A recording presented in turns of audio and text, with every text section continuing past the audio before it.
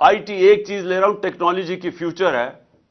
ہندوستان نے سن 2000 میں $1 ارب ان کی آئی ٹی ایکسپورٹ تھی. آج ان کی $140 ارب آئی ٹی ایکسپورٹ ہے. یہاں کسی نے توجہ ہی نہیں دی، کوئی لانگ ٹرم پلاننگ ہی نہیں کی، کیونکہ یہ جو دو خاندان آئے تھے ان کو صرف ایک کام آتا تھا، پیسہ چوری کرنا اور اس کے بعد این آر او لینا، اور یہی انہوں نے کیا. آتے ساتھ ہی نہ ان کا کوئی گیم پلان تھا. ان کو جب ہمارے اوپر مسلط کیا گیا، نہ انہوں نے سوچا کہ انہوں نے آگے کیسے معیشت کو ٹھیک کرنا ہے، کوئی روڈ میپ دینا ہے اکانومی کا، نہ ان کے پاس اور کوئی سوچ تھی. انہوں نے صرف ایک ہی کام کیا، این آر او لیا، اور آتے ساتھ ہی تیاری کر کے انہوں نے اپنے کرپشن کیسز ختم کیے. 1100. میں آپ سب کو، کیونکہ آپ میرے ایم پیز ہیں اور آپ نے ابھی تیاری کرنی ہے اگلی کیمپین کے لیے ہماری، کیونکہ یہ الیکشن کا سال ہے اور انشاءاللہ ہم نے الیکشن فوری طور پہ کروانا ہے. آپ سب کو یہ پتا ہونا چاہیے کہ 1100 ارب روپے کے انہوں نے اپنے کرپشن کے کیس معاف کروائے ہیں. اکانومی ڈوبنا شروع ہو گئی. نظر آ رہا تھا کہ ان کو کوئی سمجھ ہی نہیں ہے اکانومی کی، اور ان کو یہ بھی، کیونکہ ماضی میں جب بھی یہ اقتدار میں آئے ہیں انہوں نے یہی کیا ہے. 99 میں جب ان کی حکومت گئی، اکانومی بینکرپٹ، کوئی ایکسپورٹس نہیں بڑھائی گئی. ایکسپورٹس بڑھائیں گے تو دولت میں اضافہ ہوگا قوم کی.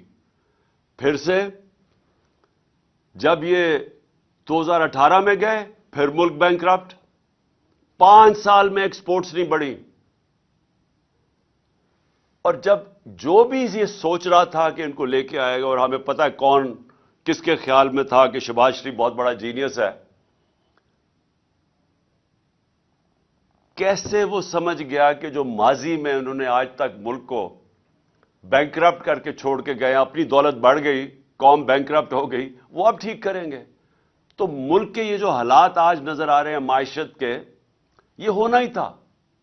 اور ہمارے اوپر کہہ رہے ہیں کہ جی یہ دیکھیں یہ پچھلی حکومت نے کیا. ہماری حکومت نے بینکرپٹ اکانومی سنبھال کے، ایک بینکرپٹ اکانومی. اور پھر سے میں ضرور کہوں گا آپ سب کو، ایم پیز کو، کہ آپ اکنامک سروے میں ضرور فگرز پڑھیں کہ شاید ہی پاکستان کی تاریخ میں کسی کی وہ اکانومی کی پرفارمنس تھی جو ہمارے آخری 2 سال تھی.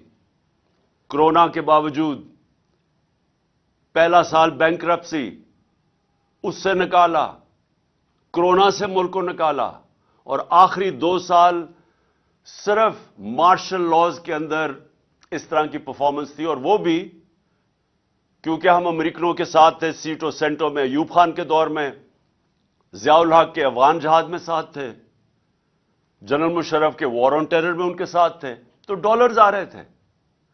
ہماری باری کوئی، ہم کسی ایک آزاد فورن پالیسی لے کے آ رہے تھے جس کا بھی ایک کئیوں کو یہ نہیں پسند، یا غلام ذہنیت کے لوگ بیٹھے ہوئے جن کو یہ نہیں پسند آیا، کیونکہ ان کو تو غلامی کرنی ہے. وہ تو سمجھتے ہیں کہ جب تک ہم کسی سپر پاور کے جوتے نہ پالش کریں تو پاکستان سروائیو نہیں کرے گا.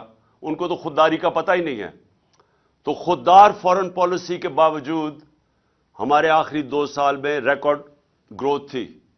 سارے اکنامک انڈیکیٹرز، چاہے ایکسپورٹس ہوں، چاہے ٹیکس کلیکشن ہو، چاہے ریمیٹنسز ہوں، چاہے ہماری ایگریکلچر گروتھ ریٹ ہو، زراعت کی اندر، سب پازیٹو جا رہا تھا.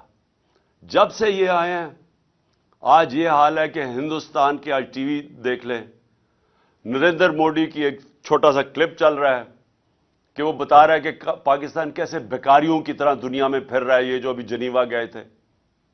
اور میں جنیوا کا بھی ایک بات کہنا چاہتا ہوں کہ اتنا بڑا ڈیلیگیشن لے جانا جنیوا میں، جب بھیک مانگنے جا رہے ہیں، سب سے مہنگے ہوٹلوں میں ٹھہر رہے ہیں، اتنا بڑا ڈیلیگیشن، زیادہ تر لوگ زوم کے اوپر بات کر رہے ہیں.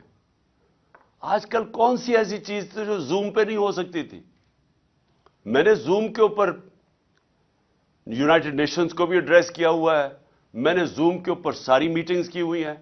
کوئی ضرورت نہیں ہے آج کل کے زمانے میں اتنا بڑا ڈیلیگیشن بھیک مانگنے کے لیے وہاں جانے.